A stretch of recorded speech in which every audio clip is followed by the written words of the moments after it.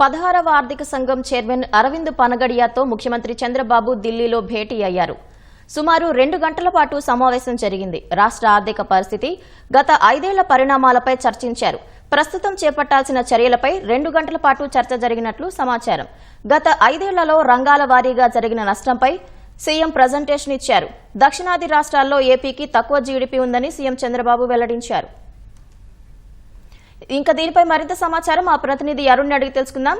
అరుణ్, అరవింద్ పనగడియా భేటీలో సీఎం చంద్రబాబు ఏ అంశాలపై చర్చించారు? రాష్ట్ర ఆర్థిక పరిస్థితి, గత 5 ఏళ్లలో కుదేలైనటువంటి వ్యవస్థ, దాంతో పాటుగా 10 లక్షల కోట్లకు పైగా అప్పులు, వీటి కొనసాగింపుగానే సుమారు 1,50,000 కోట్లకు పైగా బకాయిలు. ప్రధానంగా ఈ అంశాల ఆధారంగా రాష్ట్ర ఆర్థిక వ్యవస్థను ఏ విధంగా తిరిగి గాడిలో పెట్టడానికి కేంద్రం నుంచి అందాల్సినటువంటి సహకారము, పోర్టు ఆధారితంగా జరగాల్సినటువంటి, పరిశ్రమ ఆధారితంగా జరగాల్సినటువంటి అభివృద్ధి, వీటన్నిటికి సంబంధించినటువంటి అంశాలపై దాదాపు అరవింద్ పనగడియాతో 2 గంటల పాటు ముఖ్యమంత్రి చంద్రబాబు సమావేశం జరిగినటువంటి భేటీలో ఈ అన్ని అంశాలపై చర్చించినట్లుగా తెలుస్తా ఉంది.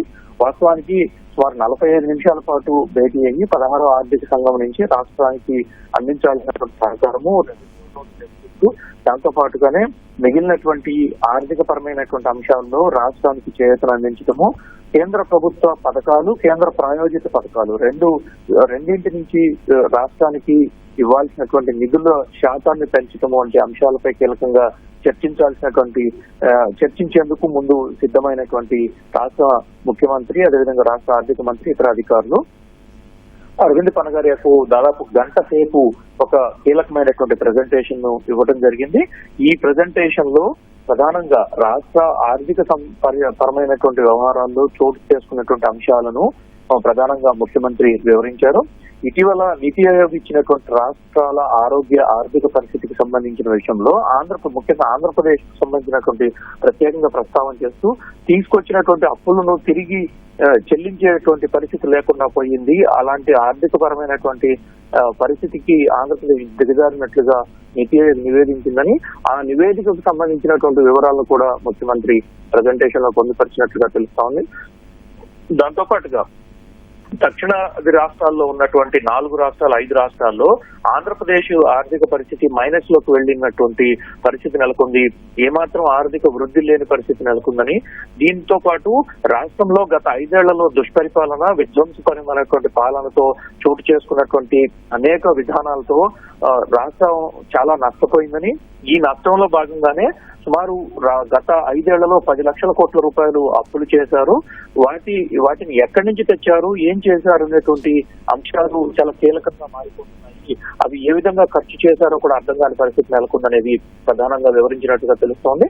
వీటితో పాటు గత 5 ఏళ్లలో దాదాపు 1,50,000 కోట్లకు పైగా బకాయిలు పెట్టారని, ఈ బకాయిలను తిరిగి చెల్లించడంలో, బిల్లులు చెల్లించడం కావచ్చు, ఇతరత్ర అనేక అంశాలు దీంట్లో ముడిపడి ఉన్నాయని, ఇవి మరింత భారంగా రోజు రోజుకి తయారవుతున్నాయని, ఇప్పటికీ చేపడుతున్నటువంటి అనేక పనులు, అభివృద్ధి పనులకు బిల్లులు చెల్లించడంతో పాటుగా పాత బకాయిలను చెల్లించడం కూడా రాష్ట్ర ప్రభుత్వానికి చాలా ఇబ్బందికరమైనటువంటి పరిస్థితిగా మారినట్టుగా ఆయన వివరించడం జరిగింది. 2014-19 మధ్య రాష్ట్రంలో చోటు చేసుకున్నటువంటి అభివృద్ధి గణాంకాలు పరిశీలిస్తే 2019-24 మధ్య జరిగినటువంటి ఆర్థిక విధ్వంసం ప్రధానంగా ప్రస్తావించడంతో పాటు వ్యవస్థలను కుదేలయ్యేలా చేసినటువంటి తీరు, ముఖ్యంగా ఆర్థిక పరిస్థితికి సంబంధించినటువంటి విషయంలో గత ప్రభుత్వం తీసుకున్నటువంటి అనేక చర్యలు, వాటికి కారణంగా ఏర్పడినటువంటి లోటు వంటి అనేక అంశాలపై తీవ్రంగా చర్చించినట్టుగా తెలుస్తా ఉంది. దాంతో పాటుగానే ఈ గత 5 ఏళ్ల దుష్పరిపాలన, విధ్వంసమైనటువంటి పరిపాలన, ఆర్థిక వ్యవస్థ కుదేలవటం వంటి ఈ పరిణామాల నుంచి ఇప్పుడు రాష్ట్రాన్ని గాడిలో పెట్టేందుకు తాము తీవ్రంగా శ్రమించాల్సి వస్తోందని, అందుకు కేంద్రం నుంచి ఇవ్వాల్సినటువంటి చేయూతకు సంబంధించినటువంటి విషయంలో ప్రత్యేకంగా ఆర్థిక సంఘం చొరవ చూపాల్సినటువంటి అవసరం ఉందని, ప్రస్తుతం దేశంలో ప్రధానమైనటువంటి రాష్ట్రాల అభివృద్ధి పరంగా చూసుకుంటే 7 ప్రధానమైనటువంటి రాష్ట్రాలు కోస్తా ప్రాంతంలో ఉన్నాయని, ఇవన్నీ పోర్టు ఆధారితంగా చేపట్టినటువంటి కార్యకలాపాలు, పరిశ్రమల ఆధారితంగా చేపట్టినటువంటి అనేక విధానపరమైనటువంటి నిర్ణయాలతో ఇవన్నీ ముందు బాగాన నడుస్తున్నాయని, వాటి ఆర్థిక వృద్ధి చాలా ఎక్కువగా ఉంది, మంచి పదాన నడుస్తున్నాయని, వీటితో పాటుగా తెలంగాణ కూడా దీంట్లో పాలు పంచుకుంటోందని చెప్పి ఈ ఇరువురి మధ్య జరిగినటువంటి చర్చలో కీలకంగా చర్చకు వచ్చింది. గతంలో జరిగినటువంటి ఆంధ్రప్రదేశ్ రాష్ట్ర విభజన కంటే ముందు చోటు చేసుకున్నటువంటి ఆర్థిక పరిస్థితులు, ఎప్పటికప్పుడు ఆర్థిక పరిణామాలకు సంబంధించి అనేక ప్రయోగాలు జరుగుతూ ఉంటాయని, గుజరాత్ మోడల్, మహారాష్ట్ర మోడల్, ఇలా వివిధ రాష్ట్రాలకు సంబంధించినటువంటి మోడల్స్ తో పాటు హైదరాబాద్ మోడల్ అనేది ప్రత్యేకంగా ఏర్పాటైంది. ఇది రావడానికి కారణం మిగిలిన రాష్ట్రాలు అభివృద్ధి పరమైనటువంటి అంశాలు చోటు చేసుకుంటున్నప్పటికే హైదరాబాద్ ప్రపంచానికి అనుసంధానమై ఉందని, హైదరాబాద్ కి బిల్గేట్స్ రావటము, ఆ తర్వాత వచ్చినటువంటి అనేక అంతర్జాతీయ సంస్థలు హైదరాబాద్ కేంద్రంగా కార్యకలాపాలు ప్రారంభించడంతో అన్ని రాష్ట్రాల కంటే ముందుగానే హైదరాబాద్ కు ఒక ప్రత్యేకమైనటువంటి వ్యవస్థ ఏర్పాటైంది, ప్రపంచానికి గ్లోబల్ కనెక్టివిటీ ఏర్పడింది అనేది ఇరువురి మధ్య జరిగినటువంటి చర్చలో ప్రధాన అంశంగా చోటు చేసుకుంది. ఆ రకమైనటువంటి అభివృద్ధి ముందు భాగానికి రావాలి, ఆర్థిక వృద్ధి సాధించాలి అంటే ఆంధ్రప్రదేశ్ ముందు అనేక సవాళ్లు ఉన్నాయి కాబట్టి ఆ సవాళ్లన్నింటినీ అధిగమించడానికి తమకు పూర్తి తోడ్పాటు కావాల్సి ఉంటుంది. వేగంగా చోటు చేసుకుంటున్నటువంటి పరిణామాల్లో తమకు ప్రాధాన్యత ఇచ్చినట్లయితే దానికి అనుగుణంగా దాన్ని అందుబాటులోకి తీసుకొని దాన్ని అందిపుచ్చుకునేటువంటి వ్యవస్థకు తాము సిద్ధంగా ఉన్నట్లుగానే ముఖ్యమంత్రి చంద్రబాబు వివరించారు. దీనిలో భాగంగానే పోర్టులు, లాజిస్టిక్ పార్కులు, పరిశ్రమలకు వచ్చేందుకు అనువైనటువంటి వాతావరణాన్ని రాష్ట్రంలో ఎలా తయారు చేస్తోందనేది కూడా, దాంతో పాటు ఇటీవల దావోస్ పర్యటనలో తనకు వచ్చినటువంటి అనుభవాలు, మిగిలినటువంటి దేశాలు భారతదేశం పట్ల, మిగిలిన రాష్ట్రాల పట్ల ఏ విధంగా ఆసక్తి చూపుతున్నారో వాటితో పాటు ఆంధ్రప్రదేశ్ పట్ల కూడా అదే రకమైనటువంటి ఆసక్తి కనబరిచే విధంగా కేంద్రం నుంచి కూడా కొంత తోడ్పాటు అవసరం అని చెప్పి ప్రధానంగా ముఖ్యమంత్రి చంద్రబాబు అరవింద్ పనగారియాతో పేర్కొన్నట్లుగా తెలిసింది. దీంతో పాటుగానే deep technology, green hydrogen, green energy, ఏఐకి సంబంధించినటువంటి విషయాల్లో ఆంధ్రప్రదేశ్ ముందు భాగాన వాటన్నిటిని ఉపయోగించుకునేందుకు ఆంధ్రప్రదేశ్ ముందు భాగాన ఉంటుంది కాబట్టి ఆ రంగాల్లో ప్రధానంగా తమకు అందిపుచ్చుకునేటువంటి అవకాశాలు ఎక్కువగా కల్పించాలని, మిగిలిన రాష్ట్రాల కంటే కూడా తమకు కొంత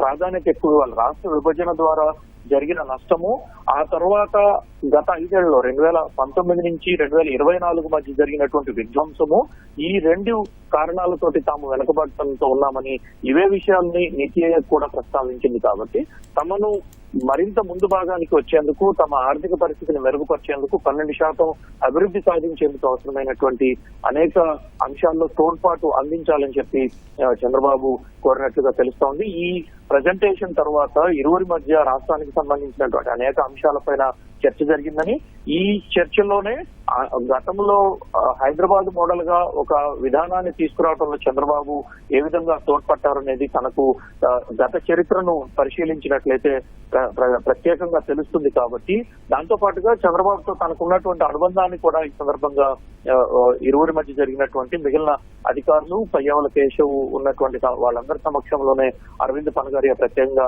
ప్రస్తావించినట్లుగా తెలుస్తా ఉంది. 2014 నుంచి 19 మధ్య కాలంలో చంద్రబాబు కీలకమైనటువంటి 2 కమిటీలకు ఉపసంఘానికి చైర్మన్ గా ఉన్నారు. స్వచ్ఛ భారత్ కి సంబంధించి డిజిటల్ కరెన్సీని దేశంలో అమలుకు సంబంధించినటువంటి విషయాల్లో అది పూర్తి స్థాయి అధ్యయనం చేసి ఇచ్చినటువంటి నివేదికలు, వాటి ప్రస్తుతం అనుభవిస్తున్నటువంటి వాటి ఫలితాలు, అవన్నీ తనే ప్రత్యక్ష ఉదాహరణ. కాబట్టి చంద్రబాబు లాంటి ఒక విజనరీ నాయకుడు, ఒక ముందస్తు ఆలోచన, ఎంతోజియాజం ఉన్నటువంటి, ఎకనామికల్ గా ఆలోచించేటువంటి వ్యక్తులు ఇప్పుడు ఉన్న కొద్ది తగ్గిపోతున్నారు. కాబట్టి వారందరి సేవలు అవకాశం ఉన్నంత వరకు వినియోగించుకోవాలని, చంద్రబాబు ఆలోచనలను దేశానికి ఒక ఆంధ్రప్రదేశ్ ని ఇప్పుడు ఏ విధంగా అయితే ముందుకు తీసుకెళ్లాలనేటువంటి సంకల్పంతో ఉన్నారో అలాంటి ఆలోచనలన్నింటినీ దేశానికి కూడా పనికొచ్చే విధంగా చూసుకోవాల్సినటువంటి పరిస్థితి ఉంది అని చెప్పి అరవింద్ పనగారియా ప్రత్యేకంగా వ్యాఖ్యలు చేసినట్లుగా తెలుస్తా ఉంది. ధన్యవాదాలు అరుణ్.